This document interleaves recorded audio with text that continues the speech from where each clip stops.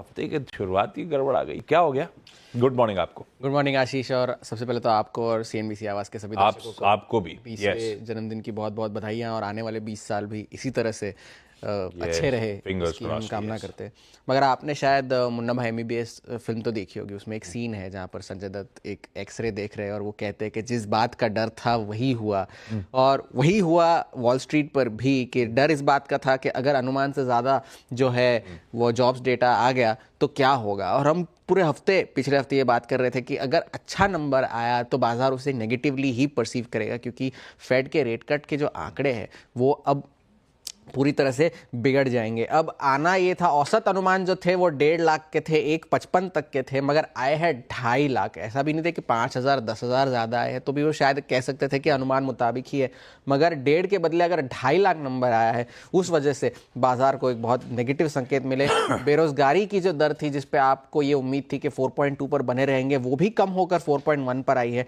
तो एक मजबूत संकेत अर्थव्यवस्था के यूएस से देखने मिले हैं, और इस बात का बाजार को खामियाजा भुगतना पड़ा उस दिन। और एक और बात, कंज्यूमर सेंटिमेंट सर्वे जो यूनिवर्सिटी ऑफ मिशिगन करता है, उसमें भी अब लोगों को ये लगने लग गया है कि महंगाई कम होने के अब कोई आसार नहीं है। जो 1 ईयर एस्टिमेट्स है वो अब 2.8 से बढ़कर 3.3% हो चुके हैं, और 5 ईयर के 5 सालाना जो महंगाई के जो औसत एक्सपेक्टेशंस है वो अब जून 2008 के सबसे ऊंचे स्तर पर जा चुके हैं। तो वो एक और नेगेटिव क्यों निकल कर आया कल शुक्रवार को बाजार से यूएस में। अब उसके बाद क्या, अब जनवरी में जो उम्मीद थी, जो थोड़ी बहुत भी उम्मीद थी कि ब्याज दरें कट सकती है, वो पूरी की पूरी खत्म हो चुकी है। जनवरी छोड़िए, मार्च की भी रेट कट की उम्मीदें खत्म हो चुकी है, क्योंकि 41% जो प्रोबेबिलिटी थी वो अब घटकर 25% हो गई है, वो एक ही दिन में, एक डेटा आने के बाद। और नेगेटिव क्यूज आपको बता दूं, क्योंकि डॉलर इंडेक्स जो है वो एक इंट्राडे टेस्ट किया, उसने 110 का आंकड़ा टेस्ट किया, 109 पर अभी भी बना हुआ है। 10 ईयर की जो यील्ड है वो अब 4.8 के नज़दीक आ चुकी है। 30 साल की यील्ड 5% क्रॉस कर चुकी है, और 10 साल की जो यील्ड है 5% पिछली बार अक्टूबर 2023 में गई थी, और उससे पहले जुलाई 2007 में गई थी। तो उससे पहले तो ऐसा कोई आंकड़ा है नहीं। मगर अब जो S&P 500 की जो अर्निंग्स यील्ड है वो अब 10 ईयर की यील्ड से 1% कम है, और ये 2002 के बाद पहली बार ऐसा हुआ है। तो आप सोचिए कि किस तरह से बॉन्ड मार्केट्स में मतलब लॉजिकली अब स्टॉक से पैसा निकल के बॉन्ड्स की तरफ जा रहा है जी। और जेनस हेंडरसन का भी कहना है कि अगर 5% हुई 10 ईयर तो नी जर्क सेलिंग तो आएगी, not that it is not come already, but और तो आनी और आएगी। मॉर्गन स्टैनली का कहना है कि आने वाले 6 महीने बाजार के लिए थोड़े से मुश्किल रहेंगे, ये अब सबका यही कहना है। और बॉन्ड्स में अब खरीदारी के मौके ढूंढने की सिटी ग्रुप अपने क्लाइंट्स को सलाह दे रहा है।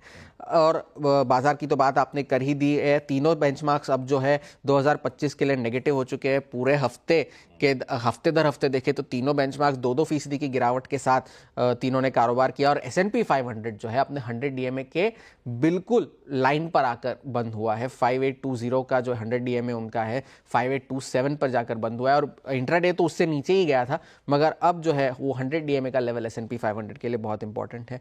ये पूरा हफ्ता एक बहुत ही डेटा हैवी हफ्ता है, क्योंकि महंगाई के आंकड़े अगर यहाँ आने हैं तो यूएस में भी आने हैं। बुधवार को CPI के आंकड़े आएंगे, कल मंगलवार को प्रोड्यूसर प्राइस इंडेक्स के आंकड़े आएंगे, और अर्निंग्स की शुरुआत अब वहाँ पर भी जोर शोर से होनी है, क्योंकि JP Morgan, Wells Fargo, city, इनके बुधवार को नतीजे आएंगे। Bank of America, Morgan Stanley के गुरुवार को। US रिटेल सेल्स और इनिशियल जॉबलेस क्लेम्स तो आने ही है गुरुवार को, और शुक्रवार को जो है वो चीन के GDP के आंकड़े आएंगे। वहाँ से अब लगभग ये तय है कि घोषणा तो यही होगी कि 5% का जो हमारा टारगेट था वो हमने हासिल कर लिया है पूरे साल के लिए।